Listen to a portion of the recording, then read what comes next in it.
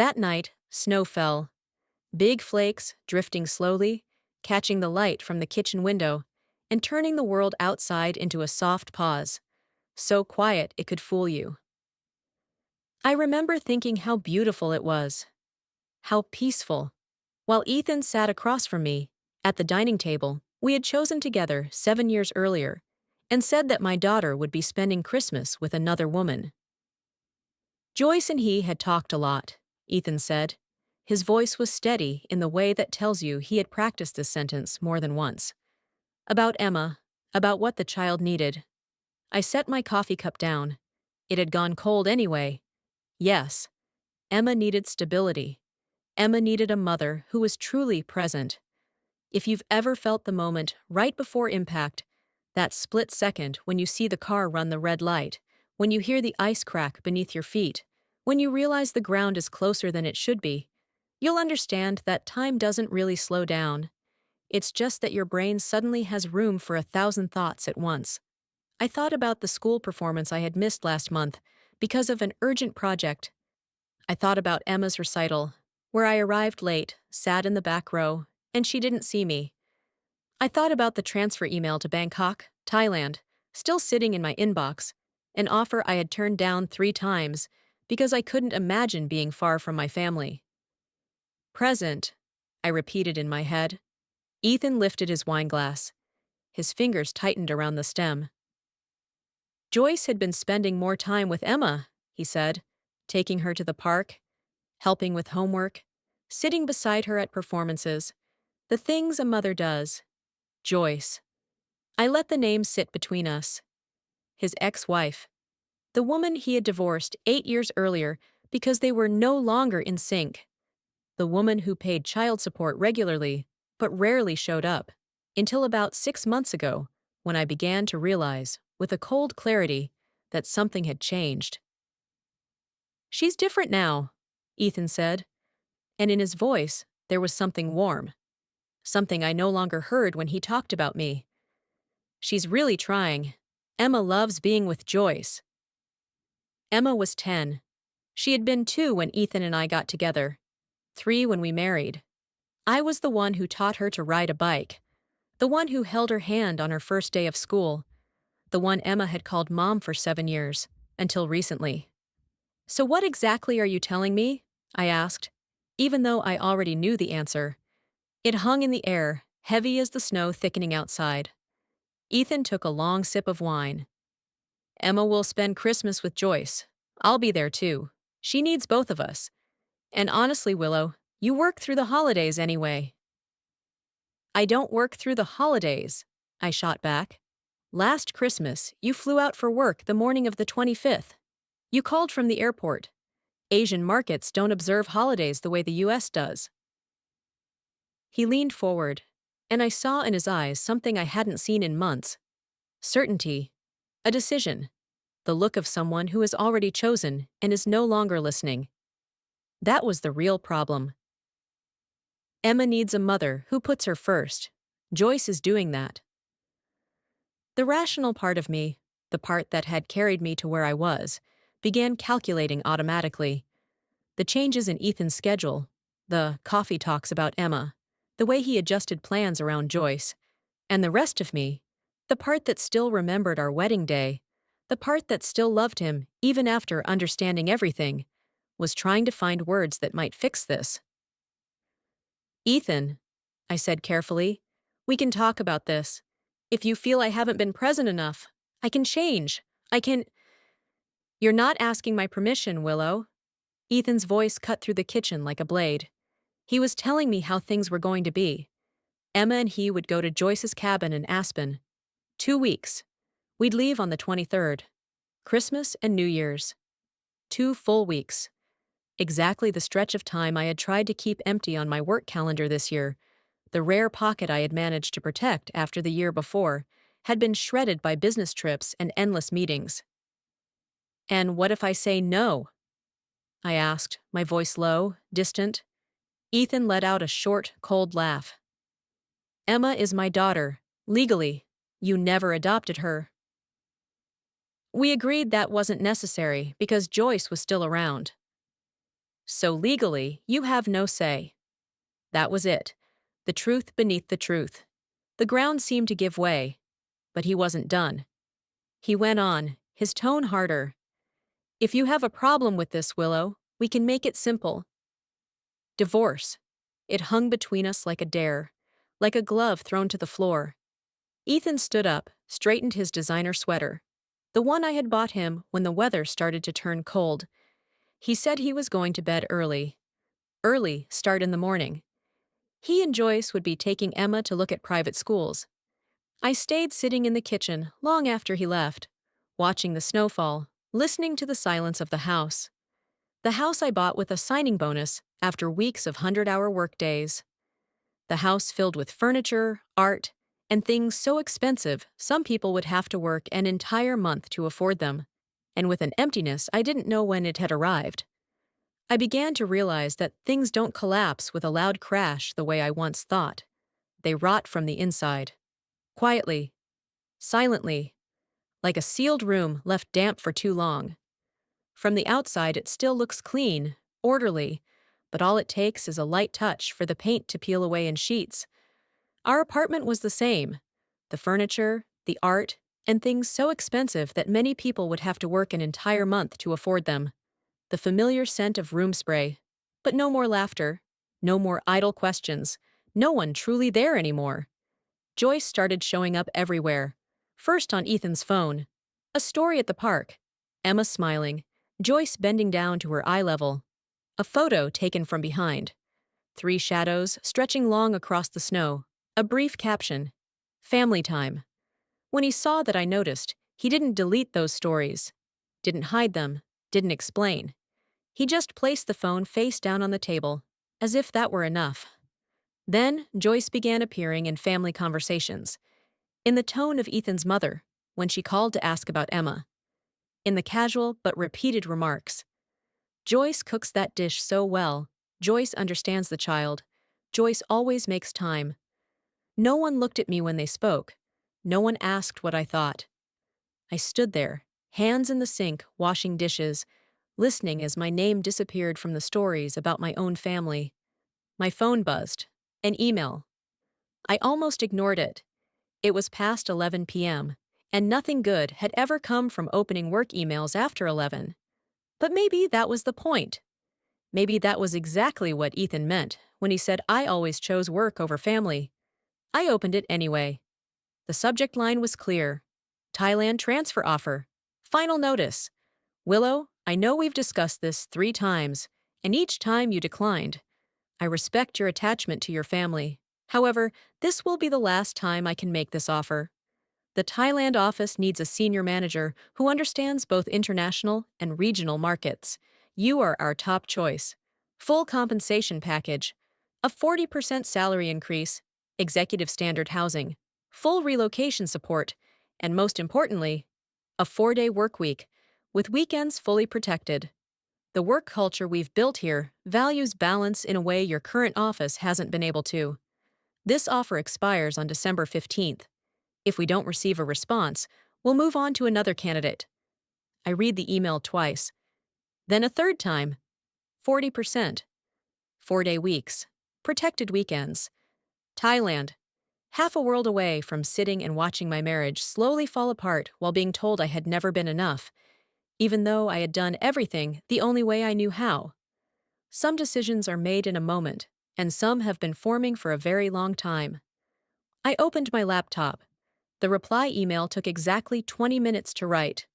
Short. Professional.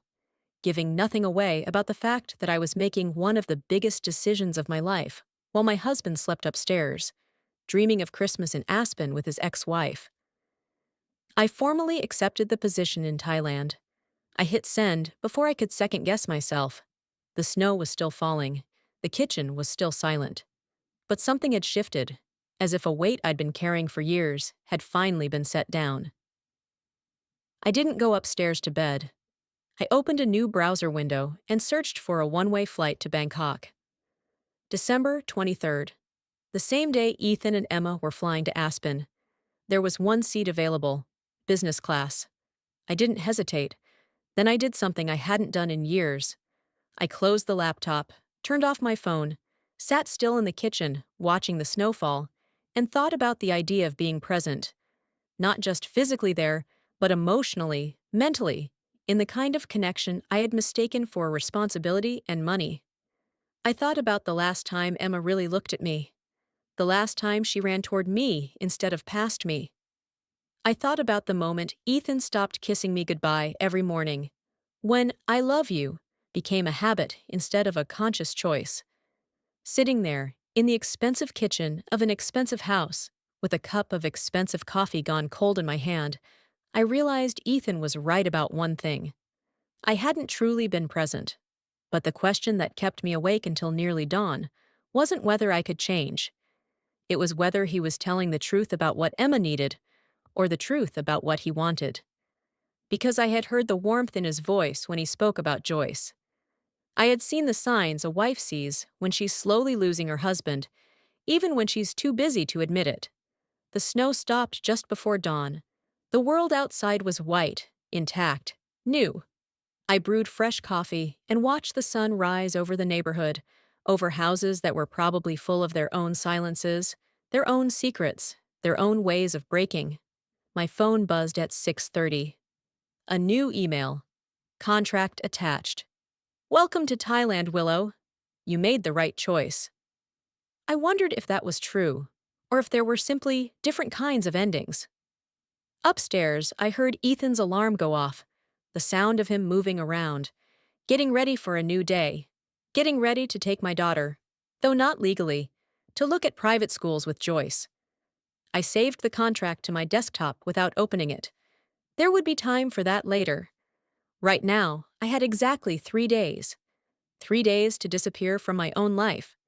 3 days to pack up 8 years of marriage, 7 years of motherhood, and everything I thought I was supposed to be. 10 days before he would understand that not every ultimatum goes the way you expect. I started on Monday morning, the day after Ethan's ultimatum. He left the house early to have coffee with Joyce to talk about schools for Emma, he'd said the day before. As if that were normal, as if my opinion wasn't necessary. Emma had already gone to school. The house belonged to me. I stood in the home office, coffee in hand, looking at 8 years of accumulated existence. Degrees on the wall from Columbia and Wharton, photos from corporate events, the Crystal Award I received for closing the Henderson deal. Everything carefully arranged, professionally framed, meaningful in a way that felt meaningless. The phone rang. David Kim. "Willow, we received your acceptance. Great news." His voice was full of energy.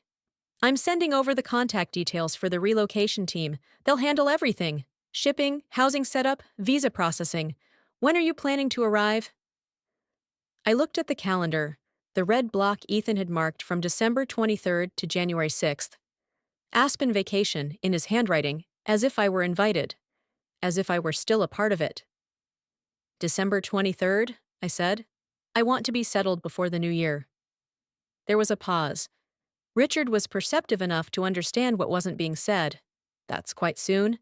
You're sure the holidays aren't—" "I'm sure." "All right. I'll have the team reach out today. Willow, I know this is a big move, but Bangkok will be good for you. A different pace, different priorities. The office culture there, we actually go home on time. Family time is protected. Weekends are sacred." The irony wasn't lost on me. I was running from a family that no longer wanted me, to a place that valued family time. "That sounds perfect," I said, and I truly meant it. Tuesday morning arrived clear and biting cold. I left the office at 10 o'clock. A close colleague asked if everything was ready, and I said yes, because that's the answer people always give, even when you've just spent the entire weekend dismantling your whole life. The drive home took 40 minutes. I turned off the radio. The silence felt right. Decisive. I pulled up to the driveway at 11:30. The house looked no different than before. The Christmas wreath was still hanging on the door, the one I'd put up the week before. The icicle light still ran along the porch roof. The Mercedes SUV was still parked in its usual spot, ready to take my husband and my daughter to the airport, then to Aspen, then to whatever was waiting for them next. Inside was chaos. Suitcases everywhere. Emma's ski gear piled by the door.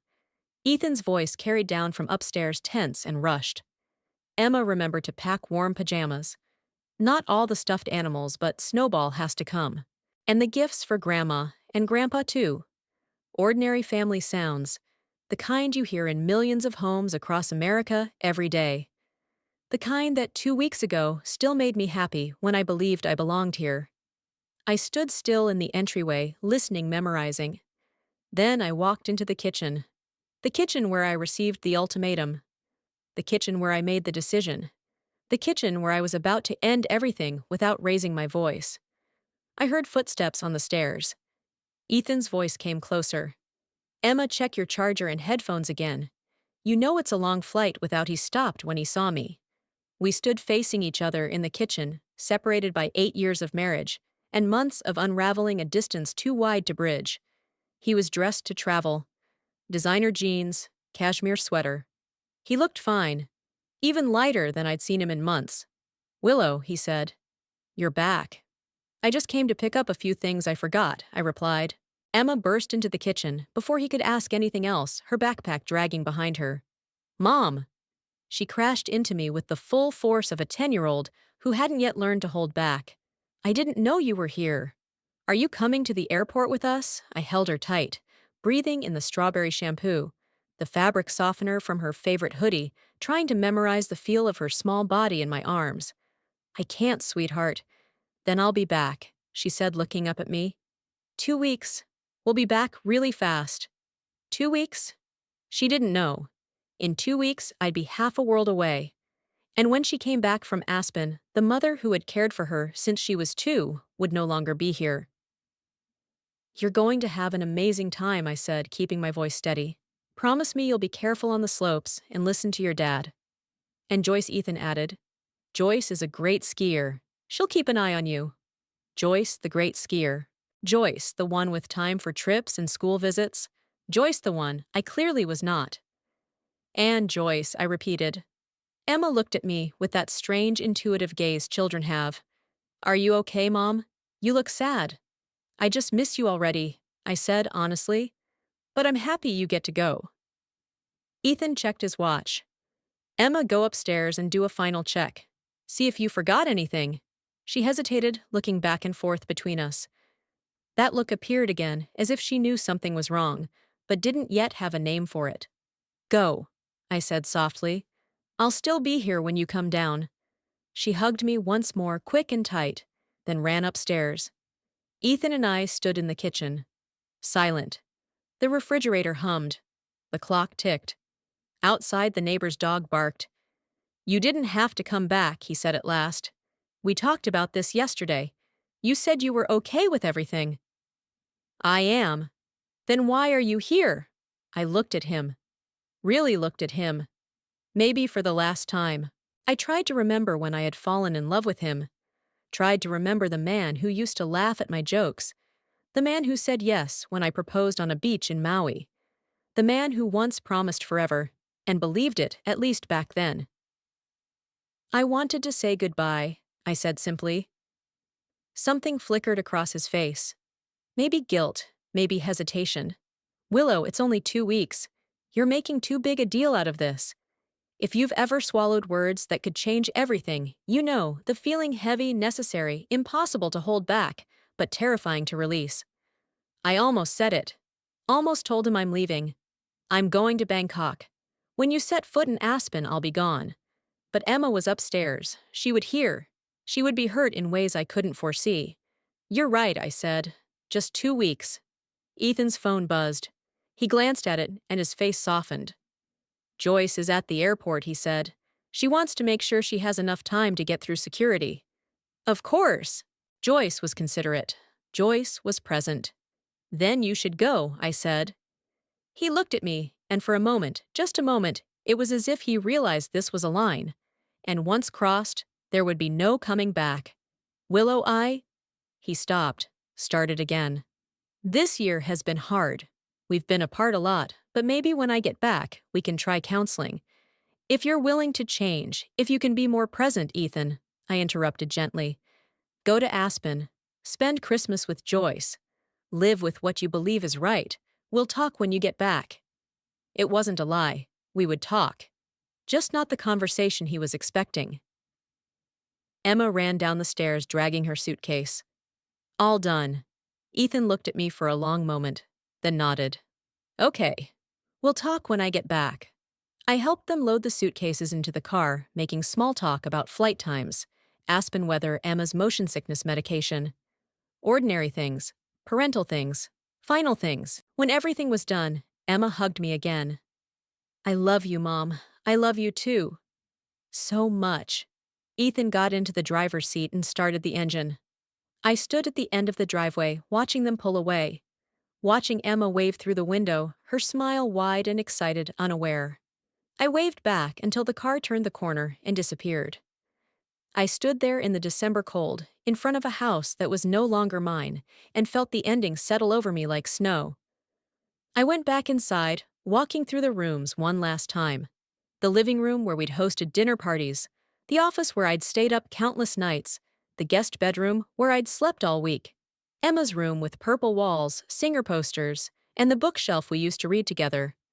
I placed 2 letters on the table. 2 white envelopes, neat, proper, formal. One addressed to Ethan, one to Emma. My handwriting careful and clear. For a moment, I thought about writing more. A longer explanation, a defense, a list of everything I had sacrificed, every hour I'd worked, every way I'd tried to build a life worth living. But what for Ethan had already decided. Emma was only 10, caught in the tangles of adult choices. She shouldn't have to carry any more. More words wouldn't change anything. I kept going until there was nothing left to prepare. The lawyer would bring the paperwork, the house would be locked, arrangements would be handled 1 week after my husband's trip with my daughter, enough time for them to pack their things. The secondary cards tied to my bank account, the digital services. Every access Ethan had one by one was shut down, things that had been built on the assumption that we were one. I did it slowly without hesitation, like someone closing each room in a house that has already fallen apart. No noise, no drama, just making sure no one could come back. I found Brandon's business card, Joyce's current husband. The man who was away on business, believing his wife was busy with work, not with her ex-husband at gatherings he couldn't attend. I didn't write a long explanation, no accusations, no emotion, just attached the photos. Ethan's hand on Joyce's waist. The distance too close. The look in their eyes, not appropriate for what their relationship was supposed to be now. The email subject line was just one sentence. I think you should know the truth. Not revenge, just simple fairness. No one should have to live inside a lie. My wedding ring stayed on my finger for a few seconds longer, before I took it off. It didn't stick. It didn't hurt. It slid off my skin so easily, it stopped me short. 8 years. And it turned out it had never fit. I placed the ring on Ethan's pillow, right in the center, where his head usually rested, along with a neatly folded note. You were right. We should get divorced. I stood there a moment longer. The room was quiet. There was nothing left to do, nothing left to hold on to. And for the first time in months, I didn't feel like I was leaving. I felt like I had left a long time ago. It was just that now everything had finally caught up. The drive to the airport took 90 minutes. I checked in at 3:30 for the 6:00 flight. The agent at the counter looked at my single bag with surprise. Just one bag, I travel light, I replied. The system upgraded me to business class, probably because I'd flown so much over the years for work. The irony wasn't subtle. I cleared security, bought a cup of coffee, and sat at the gate, watching people pass, families, heading out for the holidays, business travelers like me, or like I used to be. A young couple holding hands, excited for some trip ahead. My phone buzzed. A message from Ethan. Boarding in 20 minutes. Thanks for understanding about Aspen. I think this will be good for everyone. Good for everyone. As if my absence were a gift. As if removing me from the equation would fix everything. I stared at the message for a long time, then replied, Have a safe flight. Hug Emma for me. After that, I turned my phone off. Not on silent. Off. In 12 hours, I'd be in Bangkok, a different time zone, a different life, a different version of myself. Boarding was called at 5:30. I boarded early, settled into the business class seat as other passengers filed past. I accepted a glass of champagne and looked out at the New York sky growing darker, then shrinking beneath me.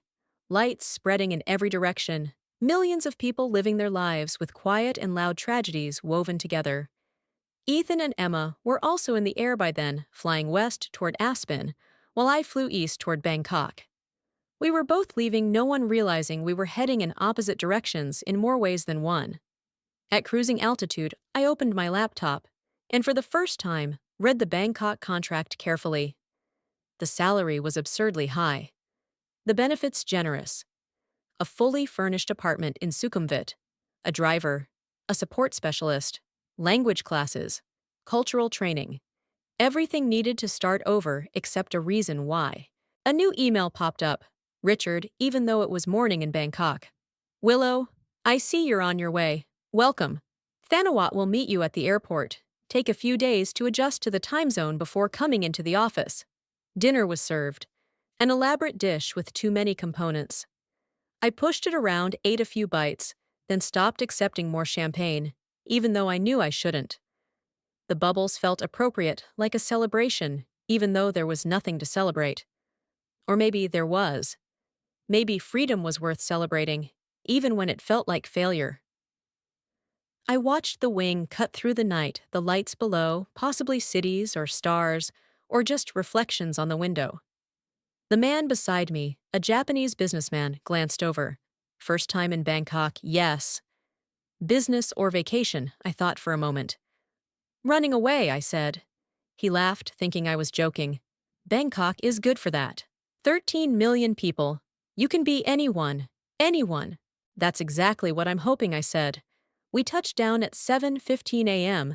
on Tuesday, December 24th, Christmas Eve in Bangkok. But Christmas here wasn't like in the US. It was just another day. Another beginning.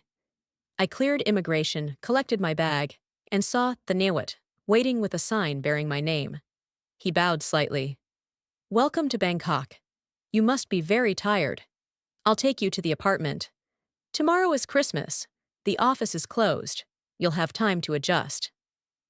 Christmas. I had almost forgotten. Ethan and Emma would wake up in Aspen tomorrow morning, opening presents under someone else's tree, making memories with Joyce, the mother who was truly present. And here I was, alone in a Bangkok apartment, half a world away. The apartment was in a modern high-rise.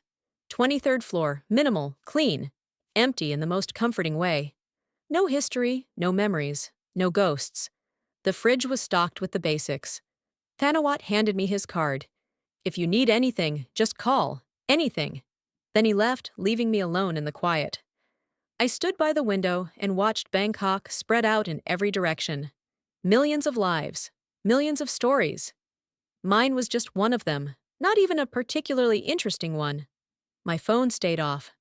I only turned it on after landing to text Richard that I'd arrived safely, then turned it off again. I didn't want to know whether Ethan had messaged. Didn't want to read questions about where I was, why I wasn't answering what was going on. Let him get to Aspen first. Let him have a few perfect Christmas days before reality caught up, because it would. Right now, I was just tired, jet-lagged, heartbroken, and free in a way that felt more like falling than flying.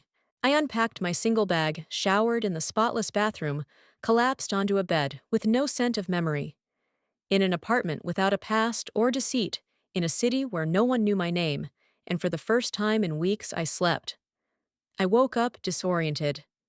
My body insisted it was midnight, while unfamiliar sunlight poured through the windows. The clock read 2:47 p.m. I'd slept 6 hours. Outside Bangkok hummed with afternoon life traffic voices, that white noise that never fully stops. Christmas Eve, December 24th. I lay there a long time, staring at the ceiling, waiting for some feeling, regret, guilt, panic, relief, anything. But what I felt was emptiness.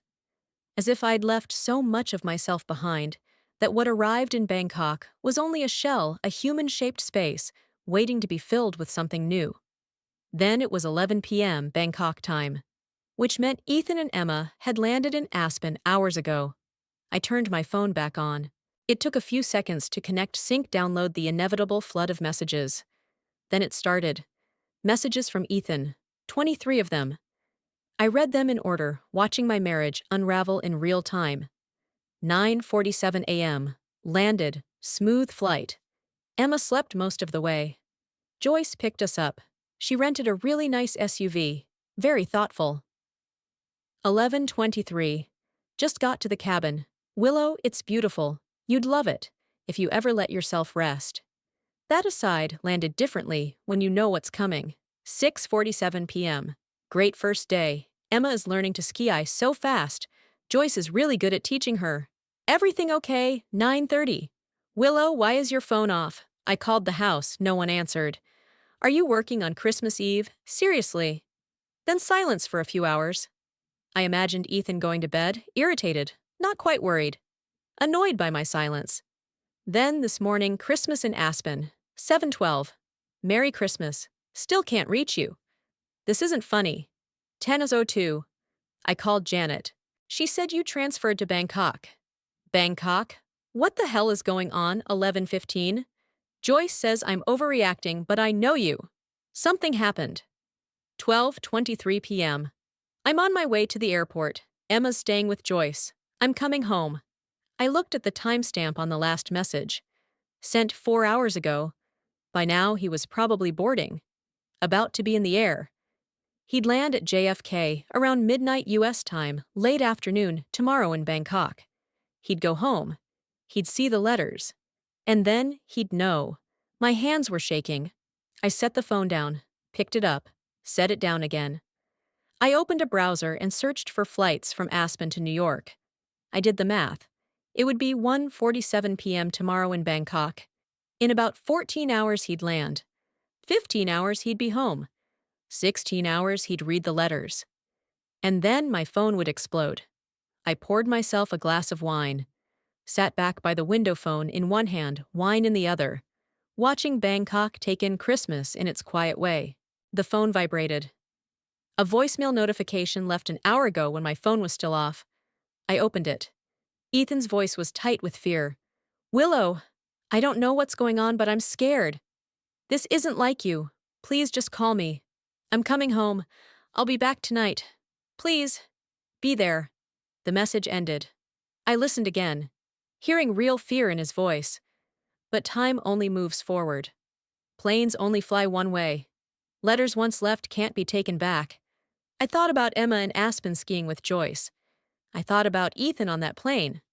I thought about the letter on the kitchen table. Ethan, by the time you read this letter, I'll be in Bangkok. I've accepted the transfer, something I should have done years ago. I thought I had something here worth staying for. I was wrong. Not about Emma. She is the best thing that ever happened to me, even if she was never legally my daughter. And not about you, at least not at first. I loved you. Maybe I still love you the way people love something they've lost. But you were right. Our marriage failed. And you chose Joyce. Maybe you never stopped choosing her. Maybe I was just the stable option, the one who paid the bills while you figured out what you really wanted. I'm giving you exactly what you asked for. Divorce, freedom, my lawyer will be in touch. And honestly, I hope you find what you're looking for in Aspen. I hope Joyce is everything I wasn't. The next morning, my phone buzzed again. This time it was a call. Ethan. I stared at the screen for a long moment before answering. Willow, he said, his voice hoarse. You finally picked up. I did. He was silent for a few seconds. I read the letter. I closed my eyes. Yes. You can't do this, he said quickly. I don't want a divorce. I don't want to lose you. The thing with Joyce. You went back to her, I said calmly. You know that. I know that. He exhaled. I was confused, but that doesn't mean I chose her. You already did, I said, long before I left. We can fix this. I'm willing to change, he said, his voice breaking. I stood up and walked to the window. Bangkok spread out below. I found so many things. The gifts you bought her with our shared money, and the nights you let her stay over in our house. He was silent for a long time. I could hear the hum of an airplane engine through the line. Finally, he said, "So this is really the end?" "For me," I said softly, "it ended the moment you said the word divorce." The call ended. I turned off my phone, not out of anger, but because everything that needed to be said had already been said. But what I didn't expect was that Joyce's husband would blow everything up. My phone started vibrating nonstop, relentless, like a hive of disturbed bees. The name Patricia flashed on the screen. Ethan's mother. I'd known this call was coming. I let it ring twice before answering on the third. "Willow!" Her voice was soaked in tears. That particular brand of theatrics only Patricia could manage. "What have you done to my poor son?" "Hello, Patricia. How could you be so cruel as to leave after everything our family has done for you? We opened our arms and welcomed you like a daughter." "Patricia," I said slowly, "your son told me to accept that over the holidays and New Year, my husband and my daughter would be with another woman, and if I couldn't accept that, then we should divorce, and I did exactly that." Silence on the other end. I could hear her breathing, the kind of breathing that belongs to someone calculating their next move. "Men say things they don't mean when they've been drinking," she said. "Richard told me to divorce him many times." Did I divorce him? Richard, Ethan's father, the man who'd had 3 affairs that Patricia knew about and pretended had never existed. The Richardson family motto might as well have been, "Accountability is optional." "He wasn't drunk," I said, "and you know that. He meant every word he said." "You're throwing away a marriage over one sentence," she snapped. "How childish, Willow. Marriage has ups and downs. People get through them." "Like how you got through Richard's secretary, or the tennis coach, or the woman from the book club." Silence. Then she exploded. "How dare you? I dare!" I cut in. "Because I'm done pretending this dysfunction is normal. Where do you think Ethan learned it from? That a wife should wait at home while he decides whether he wants to be with another woman?" She hung up. 20 minutes later, my parents called. That call scared me more than Patricia's performance. My mother's contact photo appeared. Last Christmas, both of them smiling. My stomach tightened. "Sweetheart," my mother began, her voice terrifyingly neutral. "Ethan called us." "Of course he did." "He explained the misunderstanding." "What misunderstanding?" I asked. My father's voice cut in. He was probably on speaker. "Willow, men sometimes say stupid things, but you have to ask yourself whether you tried hard enough to keep his attention." The words hit my chest like ice water. "What did you just say?" "What I mean," he continued, completely unaware of the damage he was doing, "is that relationships take effort from both sides. Maybe you gave too much to your career and not enough to your family. When was the last time you surprised him, dressed up for him?" "I wake up at 5:30 every morning to make him breakfast," I said. "I'm there for him whenever I can. I gave up advancement opportunities to stay by his side." Maybe he was right that my job involved a lot of travel, but I always arranged things, always tried to balance my career and my family as best I could. "Men need stimulation, challenge," my father pressed on. "Maybe Joyce gives him something you don't." My mother cut in. "Have you thought about couples therapy? Dr. Brennan, remember? She saved the Millers' marriage after the affair." "There's nothing to save," I said flatly. "It's over." "Don't rush," my mother said. "You're emotional. Think about the future, Willow. Starting over at your age isn't easy." I hung up. My hands were shaking. Not from sadness, from anger. My own parents, the people who raised me, thought I should try harder to be interesting for a man who had cheated. I sat there for a long time, letting the anger settle into something clearer. A decision. I blocked Patricia's number. I blocked my parents' numbers. Not as punishment, but because I was no longer participating in that cycle of endurance. 2 days later, I discovered that Ethan was still withdrawing money from the joint account. Small amounts. Regularly, as if he thought I wouldn't notice. I had been clear with him about the divorce, about notifying him of the timeline for moving out of my apartment. Then I sat down, opened my laptop, and reviewed the evidence I had gathered before boarding the flight to Thailand. Bank statements, hotel histories, plane tickets, messages, dinners without me, gaps in time that lined up perfectly with Joyce. 12 months. Not a mistake. A sustained choice. Rebecca Stein called me that evening while I was reorganizing the entire file for legal strategy. All the paperwork is ready, she said, her voice carrying that lawyer's edge that comes when everything is in motion. Wednesday was mediation. Rebecca had prepared me thoroughly, but nothing prepared me for the moment I saw Ethan on camera. He looked smaller, a wrinkled suit, hair that had once been perfect, now disheveled. Joyce's absence was glaring. She had refused to attend. It turned out the fantasy of reconciliation existed on only one side. Ethan's lawyer, a tired-looking man named Martin Hale, opened with standard demands.